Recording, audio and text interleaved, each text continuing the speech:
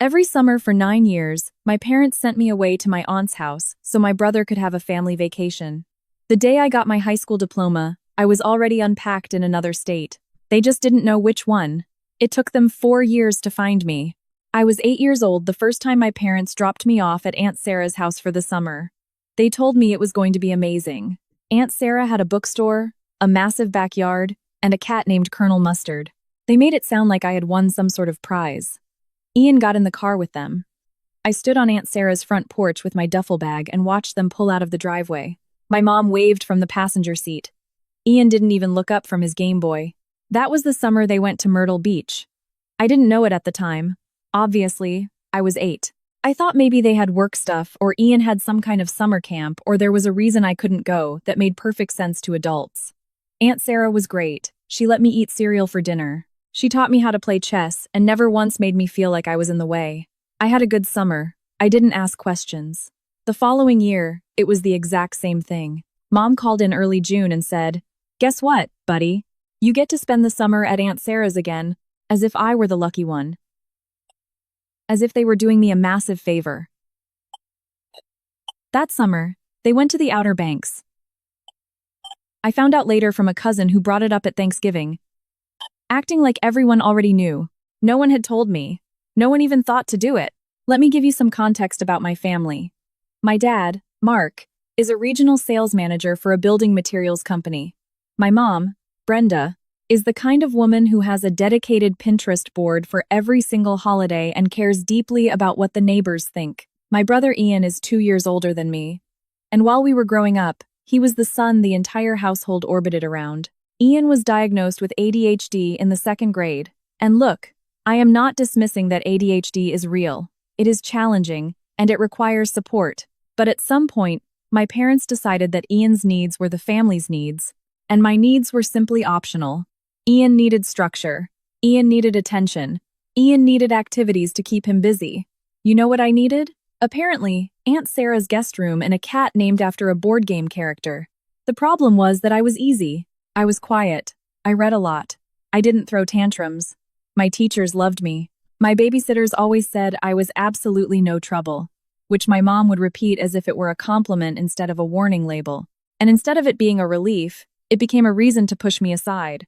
I was the kid who didn't need anything, so I stopped getting anything. I remember asking once, maybe I was 9, if I could go on the next trip. My mom patted me on the head and said, "Oh, sweetie, you'd be so bored. Ian's activities are much more his speed. You'll have way more fun at Aunt Sarah's." And that was the end of the conversation. She didn't even pause. It was like she had rehearsed the answer before I even asked the question. By the time I was 10, the pattern was set in stone. Every June, I packed a suitcase. Every June, my parents drove me to Roanoke, Virginia. Every June, Ian got in the car and went somewhere I was not invited. I want to be perfectly clear. I didn't hate Aunt Sarah's house. She is the best person in my entire family, and I say that without reservation. She runs a used bookstore in downtown Roanoke. She never married, and she treats every conversation as if it genuinely matters. She taught me how to cook. She introduced me to Kurt Vonnegut when I was probably way too young for it, and she never spoke to me like I was a burden. If anything, those summers with her are the reason I turned out fine. But here is the thing about being sent away every summer to someone who loves you. It does not cancel out the fact that you are being sent away. Sarah could be the greatest human being on the planet, and I would argue that she is. But that doesn't change the fact that my parents chose, 9 years in a row, to take a family vacation without me. I figured it out when I was 12. I was already pretty good with computers. Not hacking the Pentagon level, just good enough to be curious. One afternoon at Aunt Sarah's, I was using her desktop computer to look something up and saw she was logged into Facebook. I wasn't snooping. I clicked the wrong tab, but there it was. My mom's profile. A photo album titled "Family Trip to Hilton Head," with 2 exclamation points because apparently one wasn't enough enthusiasm. There were 36. Thank you for taking the time to listen to today's story. I truly appreciate your comments, feedback, and thoughts. Don't forget to like, share, and subscribe to support the channel. See you again in the next stories. Photos. My dad on the beach, Ian on a jet ski, my mom in a sundress holding a frozen margarita, the 3 of them at a seafood restaurant, tan and smiling. A family of 3. I counted the photos twice. I wasn't in a single one. Obviously, I was 200 miles away eating grilled cheese sandwiches and reading Slaughterhouse-Five. I sat there for a very long time. I remember the cursor blinking on the screen. I remember the sound of Aunt Sarah's wind chimes on the front porch. I didn't cry. I was 12, and I think a part of me already knew. Seeing the photos didn't create the feeling. It just finally gave it a name. I never told anyone what I saw. Not Aunt Sarah, not my parents, not Ian. I just filed it away. I was 12, and I was already learning how to keep things to myself. The summers kept coming. 13, 14, 15, 16. A new destination every year. Gulf Shores, Savannah, Key West, Charleston. My mom posted photos every single time. Family vacations, making memories. So blessed. Every album, 3 people. Every summer, I was in Roanoke shelving books at the used bookstore and pretending I didn't care. I actually stopped pretending around the time I turned 14. Really. That was the year I genuinely stopped caring. Not in a dramatic, door-slamming way, but in a quiet way. The way you realize that the people who are supposed to love you the most have been telling you exactly what your place is for 6 years straight. And fighting it won't change the math. So you stop fighting. You start planning. Here is the part I haven't told you yet. By the time I was 16, I had a plan. By the time I was 17, I had a timeline. And the day I walked across that high school stage and shook the principal's hand, my suitcase was already sitting in a locker at a Greyhound bus station 45 minutes away. My parents were in the audience. They clapped. They took pictures. My mom posted one on Facebook. So proud of our graduate. And for the first time in 9 years, I was actually in the photo. I smiled for the camera. 12 hours later, I was gone. But I'm getting ahead of myself. Let me back up and tell you exactly how I pulled it off and why it took my parents 4 years to find me. I started planning my exit during my junior year of high school. Not in a dramatic, manifesto-writing way. I was 16. I just started paying attention to the things that mattered, things my parents never thought to ask me about. I applied to colleges in states I had never even visited. I chose schools based on 2 criteria: availability of full-ride scholarships and distance from Virginia. Boise State University in Idaho checked both boxes. A full academic scholarship, 1,900 miles away from my parents' front door. I had never been west of the Mississippi, but that was the entire point. I did all the applications myself. I used the school library computers during my lunch block. Aunt Sarah helped me with the essays. She didn't know why I was targeting schools so far away, but she didn't push it. That's the great thing about Sarah. She trusts that you will tell her what you need to when you are ready. I wasn't ready. I got the acceptance letter in March of my senior year. Scholarship confirmed. Housing assignment locked in by June. I kept it in my school locker. My parents never asked about college.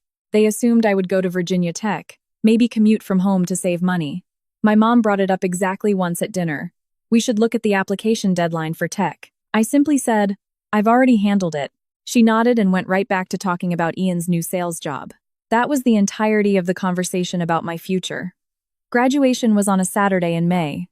I had packed everything important into a single suitcase over the course of 2 weeks. Not much to take, honestly. Clothes, a laptop, some books Aunt Sarah had given me over the years, and the $4,200 I had saved from 2 years of working at a local sandwich shop after school. I dropped the suitcase at the Greyhound station in Richmond. The morning of graduation, I bought a ticket for the 11:00 p.m. departure. Roanoke to Richmond, to Chicago, to Boise. 31 hours on a bus. After the ceremony, my parents took Ian and me to Applebee's. My mom ordered an appetizer sampler and talked about how fast time flies. My dad handed me a card with a $100 bill inside and said, "I'm proud of you, buddy." Ian was on his phone the entire time. I thanked them, and I meant it, not for the money, but for making the decision so incredibly easy. I told them I was going to a graduation party at a friend's house.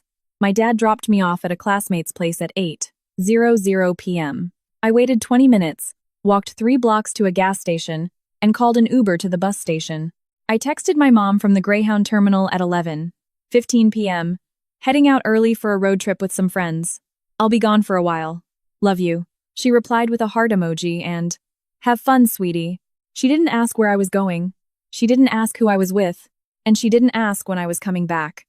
I turned my phone off somewhere near the West Virginia border and didn't turn it back on for 3 weeks. Here is what I found out later, mostly from Aunt Sarah, who became my sole connection to the family. Week 1. My parents didn't notice anything unusual.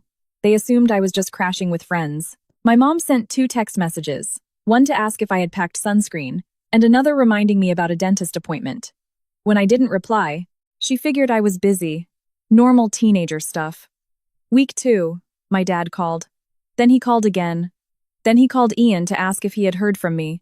Ian hadn't heard a thing. My dad left me a voicemail saying, "Hey buddy, just checking in. Give us a call." Casual, not worried, just mildly curious about where his youngest son had been for 2 weeks. Week 3 is when my mom started to panic. She called Aunt Sarah. "Have you heard from Caleb?" Sarah said no, which was the truth. I hadn't told her yet either. My mom called 3 of my high school friends. None of them knew anything. She called the sandwich shop. They told her I had quit 2 weeks before graduation. That was when it became real for them. My dad called the police. And here is the thing. I was 18 years old, legally an adult. I hadn't committed a crime. I hadn't threatened to harm myself. I had sent a text stating I was leaving. The police officer told my parents very politely that their adult son appeared to have left voluntarily, and that there was nothing for them to investigate. My mom did not take that well. I finally called Aunt Sarah about a month later. I was already settled in Boise. I had a part-time job at a data entry firm, and my apartment was a tiny studio that smelled like carpet cleaner, but it was mine. I told Sarah where I was. I asked her not to tell my parents. She was quiet for a very long time. "Caleb," she said, "are you safe?" "Yes. Are you okay?" "I'm better than I've been in a long time." She didn't argue. She didn't lecture me. She just said, "You call me every Sunday. Do you hear me? Every Sunday. I don't care if you have nothing to say." I kept that promise every Sunday for 4 years. My parents did not get the same courtesy. I know it sounds cold, and maybe it is, but I spent 9 summers being excluded from my own family, and the only person who had earned my trust was the woman they had used as a storage unit for their inconvenient son. I did not give Mark and Brenda Smith a forwarding address. My mom went through stages. Sarah gave me the highlight reel. First came the frantic calls. "Where is he? What did I do?" Then came the anger.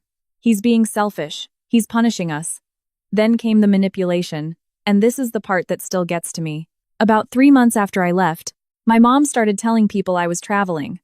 "Caleb is taking some time to find himself," she told the extended family. "He's doing one of those cross-country trips. You know how kids are." She made it sound adventurous, aspirational, like I was backpacking through national parks instead of sitting in a studio apartment in Idaho, eating ramen noodles and teaching myself Python. She rewrote the history. My disappearance became a gap year. My absence became a lifestyle choice. And best of all, she never had to tell anyone the truth, that her son left because she had spent 9 years showing him he wasn't part of the family, and he had finally agreed. My dad was quieter about it. Sarah said he looked tired at Christmas that year. He asked about me exactly once, and when Sarah told him I was fine but didn't want contact, he just nodded and changed the subject. I don't know if that is acceptance or cowardice. It could easily be both. Years passed. I got my computer science degree. I landed a real data analyst job at a logistics company. I got a decent apartment, a used Subaru, and a life I had built from the ground up without a single dime or favor from anyone sharing my last name. I was 22, stable, and genuinely happy, maybe for the first time in my entire life. I had also met Ashley. She was a vet tech at the animal clinic down the street from my apartment. I brought in a stray cat I had found behind a dumpster.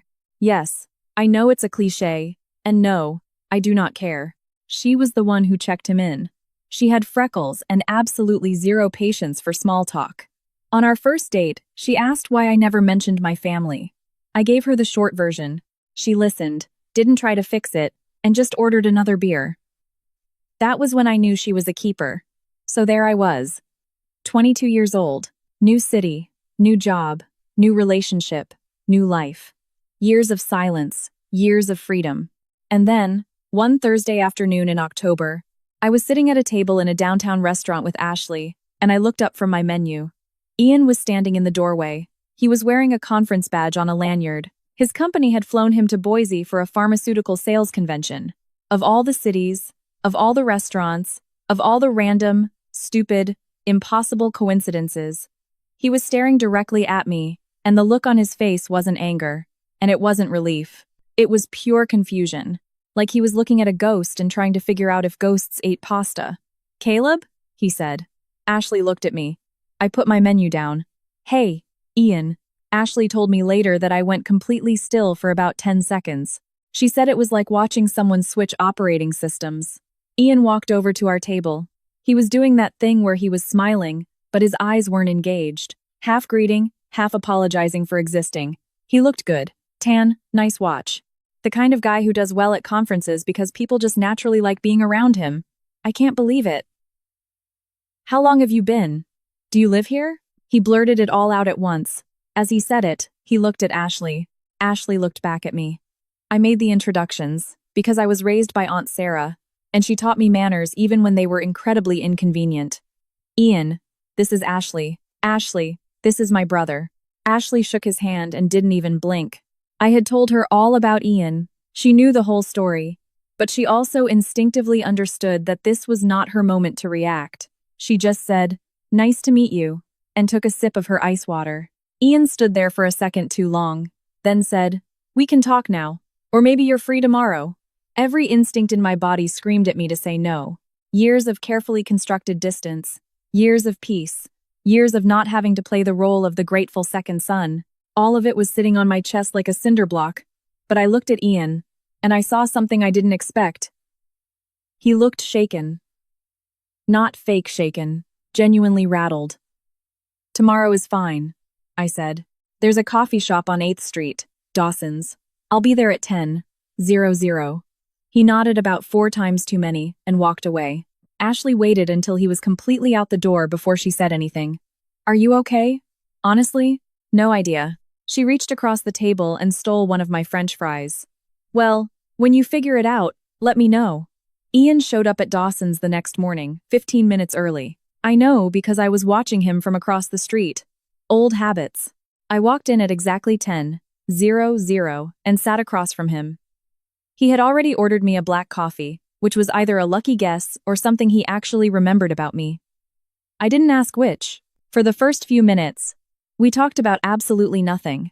His job, the conference, how weird the weather in Boise is in October. We were circling the one thing neither of us wanted to say first. Finally, he put his hands flat on the table and just said it. "Caleb, why did you leave?" And here is where I have to be honest with you, because I have spent years replaying this conversation in my head, and I still don't know if I handled it right. I could have given him the diplomatic answer, the clean one. I just needed some space. I could have kept the wall up, given him nothing, protected the life I had built by refusing to let anyone from my old life touch it. But something in the way he asked, not accusatory, not hurt, just genuinely baffled, made me realize something I had never considered. Ian didn't know. Not really. Not the way I knew. He had grown up in the exact same house, eaten at the exact same table, ridden in the exact same car, and somehow, genuinely, never once looked in the rearview mirror and noticed the empty seat. So I told him. Plainly. No drama, no grand speeches. I told him about the summers. All 9 of them. I told him about being dropped off at Aunt Sarah's every June while they packed the car for the beach. I told him about the Facebook albums. Family trip to Hilton Head. 36 photos, 3 people. I told him about the graduation text, the Greyhound station, and the 31 hours on a bus to a state where not a single person knew my name. Ian looked at me the way you look at someone who just told you the sky has been green this entire time and you just never bothered to look up. "I thought you liked going to Aunt Sarah's," he said. I let that sentence hang in the air for a second. I did. But liking the place you're sent to doesn't mean you like being sent away. He was quiet for a very long time. Then he said, "They told everyone you were traveling." "I know. Like, they told Grandma you were doing some kind of gap year. Mom made it sound amazing. She said you were out finding yourself." "Yeah. She found a story that made her look good and ran with it. That's her specialty." Ian rubbed his face with both hands.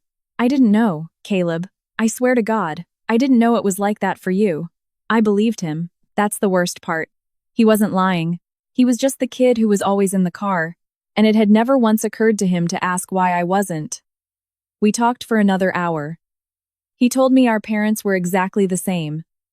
Dad working, Mom controlling the family's entire social calendar. Same house, same routines, he said.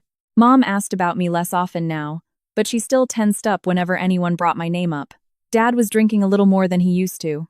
Before he left, Ian asked if he could tell them where I was. I said, no. He looked like he wanted to argue, but he didn't. Can I at least tell them you're okay? He asked. I thought about it.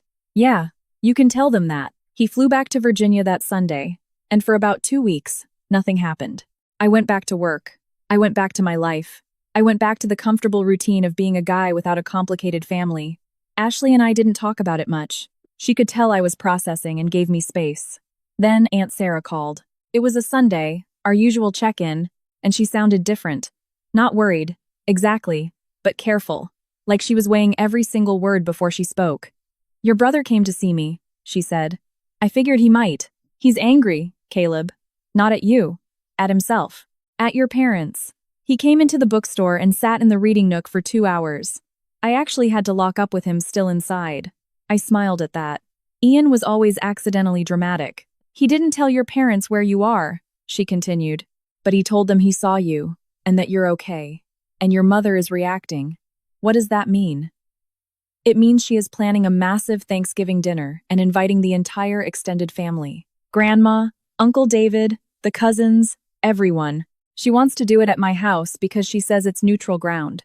She says she wants the whole family together. I leaned back in my chair. She wants to control the narrative. She wants to play the good mother in front of a live audience. Yes, Aunt Sarah had never been subtle about how she felt about her sister. It's one of my favorite things about her. There's something else, Sarah said, and her voice shifted again. Lower, firmer, the way she sounds when she is about to tell you something she has held onto for a very long time. When you were 10 years old, your mother called me and asked if I would be willing to formally, legally adopt you. My apartment went dead silent. I could hear the hum of the refrigerator, the neighbor's dog barking outside, the ticking of the thrift store clock Ashley bought because she said my place was too quiet. She said it would just be easier for everyone. You were already spending the summers with me anyway. She said Ian needed consistency, and that having 2 kids with completely different needs made it harder to give him the structure he required. She pitched it to me like she was doing you a favor, like I was receiving a gift. What did you say? I said no. I told her you were her son, and she couldn't just hand you off because you were inconvenient. I told her if she ever brought it up again, I would tell your father. Did Dad know? Honestly, I don't know, Caleb, but I've never been entirely sure he didn't. I sat with that for a long time after we hung up. 10 years old. My mother had looked at her 2 sons and decided she wanted a refund on one of them, and the only thing that stopped it was Aunt Sarah refusing to be the receipt. I called Sarah back that night. I'm coming for Thanksgiving, I said. Are you sure? Yes, but I'm not coming to make peace. She paused. Then why are you coming? Because she has been telling her version of this story for 4 years. I think it's time everyone heard mine. I flew into Roanoke the Wednesday before Thanksgiving. Ashley offered to come with me. I told her this was something I needed to do alone, and she understood. But she also made me promise to call her that night, no matter how it went. I booked a hotel near the airport. I didn't want to stay at Aunt Sarah's because that was where the dinner was happening, and I needed a space that was entirely mine. Sarah picked me up at the airport. She looked exactly the same. Silver hair she flatly refuses to dye, reading glasses pushed up on top of her head, a flannel shirt that is probably older than I am. She hugged me for a very long time in the arrivals area and didn't say a word until we were in the car. Your mother has been cooking since Monday, she said. Of course she has. She made a seating chart. I laughed. I couldn't help it. A seating chart for Thanksgiving. Place cards. She went to Michael's craft store. Sarah looked over at me. She put you right next to her, naturally. We drove through Roanoke, past the bookstore, past the elementary school. The high school I never actually went to, but which somehow still gave me a weird sense of nostalgia. Sarah ran down the guest list. Grandma Helen, 79 and sharp as a tack. Uncle David, my dad's brother, and his wife Lisa. Their 2 kids, my cousins Jack and Sam. Ian, my parents, and me. Does everyone know I'm coming? I asked. Your mother announced it like she was revealing a pregnancy. She called everyone individually. She told Grandma Helen you had been overseas and were finally coming home. Overseas. Mom, I have literally never left the country. I am well aware. I spent Wednesday night in my hotel room running through what I wanted to say. not writing a speech. I'm not that organized with emotional stuff, and scripted moments always sound fake anyway. But I wanted to be clear, I wanted to be factual, and I wanted to make sure that when I was done, there was absolutely no version of the narrative left, where Brenda Smith looked like the loving, doting mother she had been playing for 4 years. Ashley called at 9:00 p.m. How are you feeling? Like I'm about to walk into a courtroom where the judge, the jury, and the defendant are all the exact same person. That's very legal drama of you. You've been watching too much TV in that hotel room alone. Guilty, Caleb. Yeah? Whatever happens tomorrow, you already did the hardest part. You built a whole life without them. This is just handing them the receipt. She's good at that. Finding the one sentence that clicks everything into place. I went to sleep at 10:30 and slept better than I expected. Thanksgiving morning. Sarah's house smelled like a Williams-Sonoma catalog had exploded inside of it. My mother had been there since 7:00 a.m., apparently commandeering the kitchen like a 4-star general in an apron. When I walked through the front door at noon, she was transferring cranberry sauce into a crystal bowl that I am fairly certain she brought from her own house. She turned around and saw me, and for 1 second, maybe half a second, I saw her actual face before the mask slammed back into place.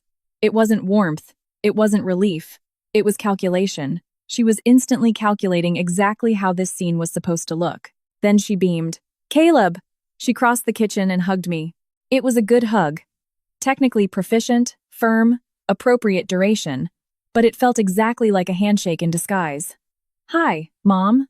Look at you. You look so grown up, doesn't he? He looks fantastic.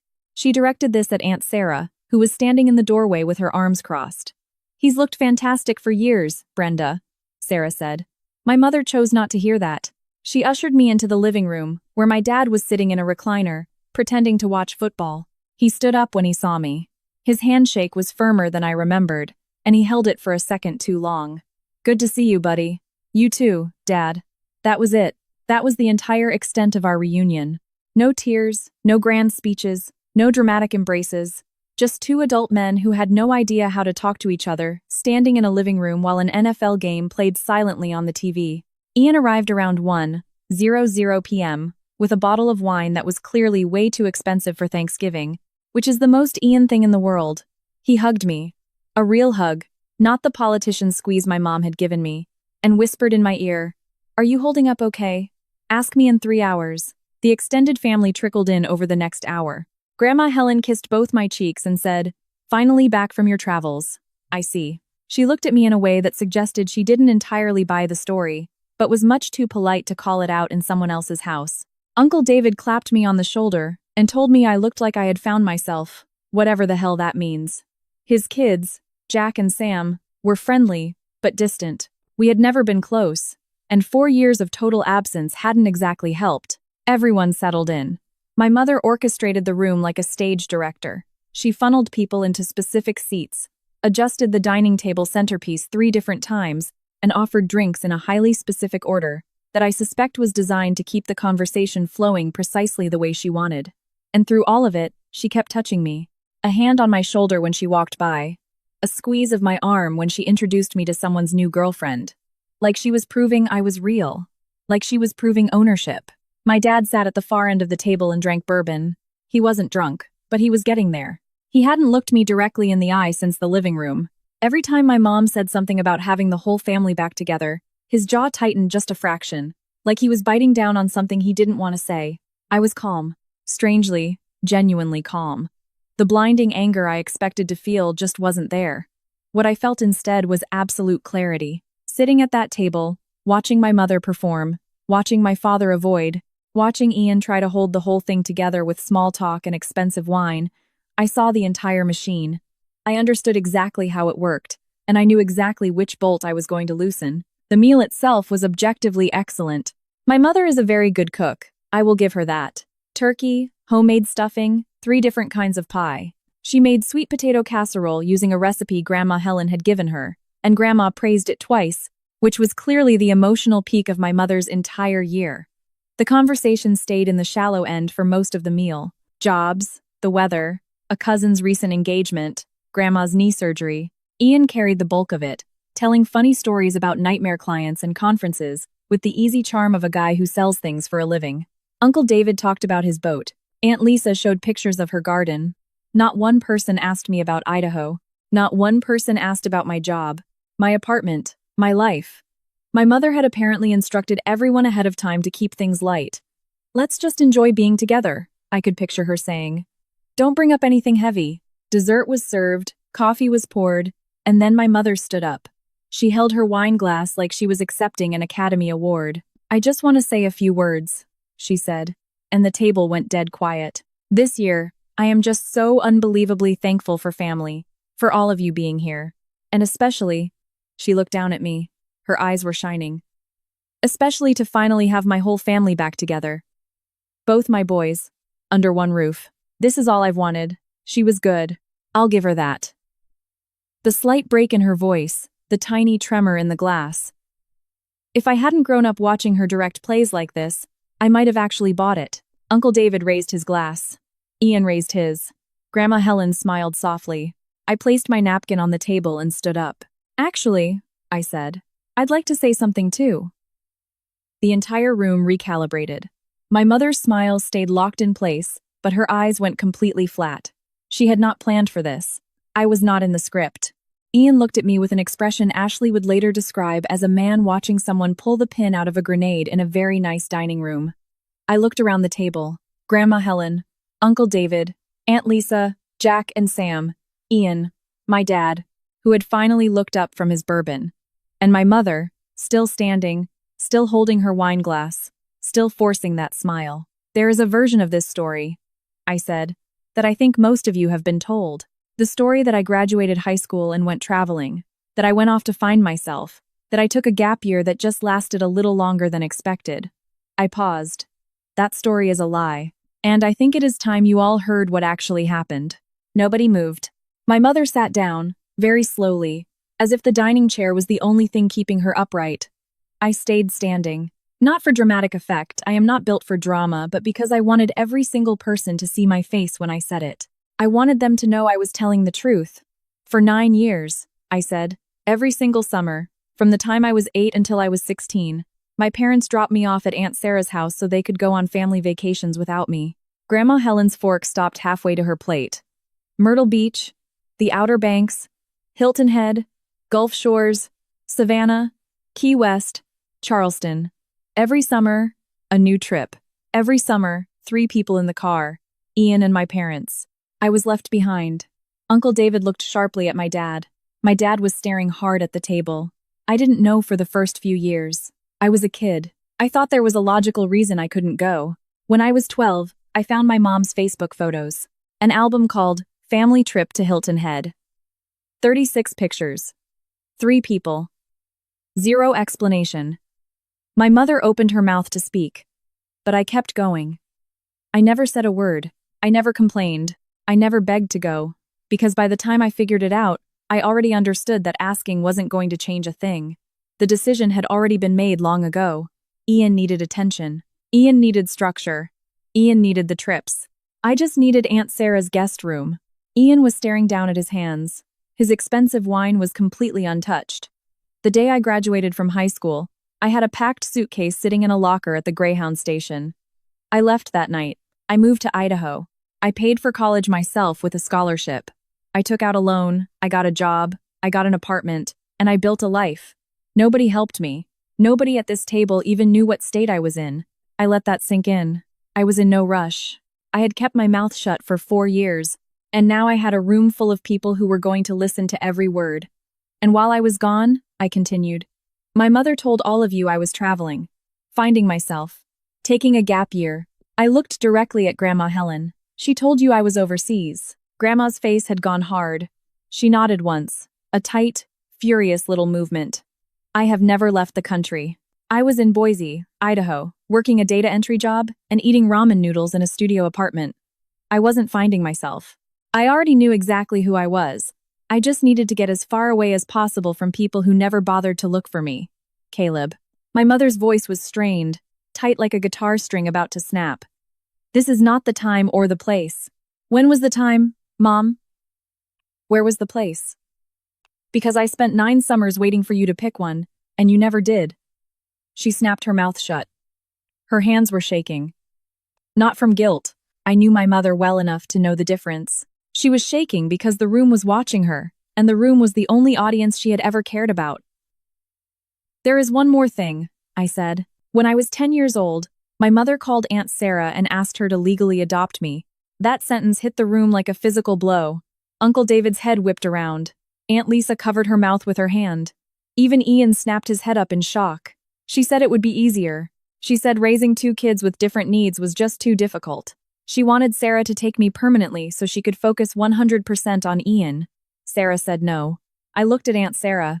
She was sitting at the far end of the table, her hands folded neatly in her lap, her expression perfectly serene. She knew this moment was coming. She gave me a tiny nod. Sarah is the only reason I still have any connection to this family. She is the reason I know how to cook, how to read a good book, how to sit in a room with someone without needing to fill the silence. She did the job that you abandoned, Mom, and she did it without ever, not once, making me feel like I was a burden. My mother was crying now, real tears, which actually surprised me. But the very first thing out of her mouth confirmed that the tears had absolutely nothing to do with me. You are making me look terrible in front of everyone, she sobbed. The room absorbed that sentence like a sponge soaking up bleach.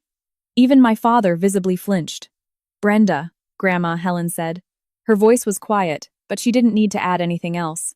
The name alone carried 30 years of maternal authority, and the look on my grandmother's face said everything her voice didn't. Uncle David leaned forward. Mark, did you know about the adoption thing? My father looked like a man praying for the floorboards to open up and swallow him whole. He rubbed his face with a heavy hand. Sarah mentioned it to me once. I thought she was exaggerating. I have never exaggerated a single thing in my entire life, Mark. And you know it, Sarah said. My father didn't reply. He just sat there, diminished, holding his empty bourbon glass like it could somehow save him from having to speak. Ian spoke next. His voice was raw. I didn't know about any of this. I should have known, and I didn't. And I am so sorry. I looked at my brother. I believe you, Ian. That wasn't your fault. You were just a kid. So were you. Yeah, I was. The silence that followed was heavy and long. Jack and Sam looked like they would pay money to be anywhere else on earth. Grandma Helen was staring at my mother with an expression I had never seen before. It wasn't anger. It wasn't disappointment. It was something older and deeper than both. I sat down. My mother got up, went into the kitchen, and didn't come back for 20 minutes. When she finally did, her makeup was perfectly fixed. She started clearing plates without making eye contact with anyone. The meal was over in every way that mattered. I left Aunt Sarah's house around 7:00 p.m. Ian walked me out to my rental car. We stood in the driveway in the cold, our breath visible in the November air, not speaking for a minute. Then he asked, "What happens now?" "I fly back to Boise. You drive back to Virginia. We figure the rest out as it comes. Can I call you?" "Yeah, you can call me." He hugged me again. It was awkward and entirely sincere, and it lasted about 3 seconds longer than either of us was really comfortable with. Then he went back inside, and I drove to my hotel and called Ashley. "How did it go?" she asked. "I think I just detonated a 20-year family secret over Thanksgiving dinner." "Right. Well, was the turkey at least decent?" "It was actually really good. Typical. That was 5 months ago." Here is where the dust finally settled. My mom hasn't spoken to me directly since Thanksgiving. She has, however, spoken extensively about me. Sarah says Brenda has been on a massive reputation rehab tour. She's telling people I said some very hurtful things, and that I always struggled to adjust. She isn't denying the facts anymore. She's just putting a spin on them. Parenting is just so complicated. We always loved both our boys equally. She hasn't apologized. I don't think she ever will. I have made my peace with that. My dad sent me a letter. Handwritten, which I absolutely did not expect. Most of it was rambling about the weather and his sales numbers, which is so perfectly Mark Smith that it almost made me laugh. But at the very bottom, he wrote, "I knew it wasn't right. I should have said something. I don't have a good reason why I didn't. I am sorry. It's not enough, but it is more than I ever expected from him, and I choose to let it mean something." Ian and I talk every 2 weeks. It isn't the brotherhood you see in movies. We aren't planning weekend fishing trips, but it is real. He calls. I answer. Last month, he told me he had confronted our mom about the adoption thing. She tried to deny it, and he told her flat out that Aunt Sarah doesn't lie. She hung up on him. "She'll come around," Ian said. Maybe, I said. But I'm not waiting on it. Grandma Helen calls me every other week now. She sends me cards in the mail with crisp $20 bills tucked inside, which is the most grandma thing in the world, and I absolutely love it. Sarah is Sarah. She calls on Sundays. She got a new cat for the bookstore, a calico she named Professor Plum, because she has decided that naming cats after board game characters is a permanent tradition now. She flew out to visit Boise last month. When Ashley took her to see the river, Sarah said it was pretty, but it's no Roanoke, which is the highest compliment she will ever give a place that isn't her hometown. As for me, I am 26 years old. I live in Boise with a woman who steals my French fries and immediately calls me out whenever I'm avoiding my feelings. I have a job I am good at. I just bought a houseplant, which Ashley says means I am emotionally maturing. I spent 9 summers being told in every possible way, except out loud, that I was not truly a part of my own family. And for a very long time, I believed it. I built walls, I crossed state lines, I cut every single thread that connected me to the people who made me feel like an extra in my own life. But here is what I know now. The people who send you away do not get to define where you land. They do not get to write the ending. I chose mine. It is quieter than the one they would have written for me. There was no grand revenge, no tearful reconciliation, no Hollywood moment where my mother falls to her knees begging for forgiveness. It's just a guy in Idaho with a good job, a great girlfriend, an aunt who calls on Sundays, and a brother who is finally learning how to look in the rearview mirror. I am not angry anymore. I'm not even sad. I am just, finally, completely fine. Thank you for taking the time to listen to today's story. I truly appreciate your comments, feedback, and thoughts. Don't forget to like, share, and subscribe to support the channel. See you again in the next stories.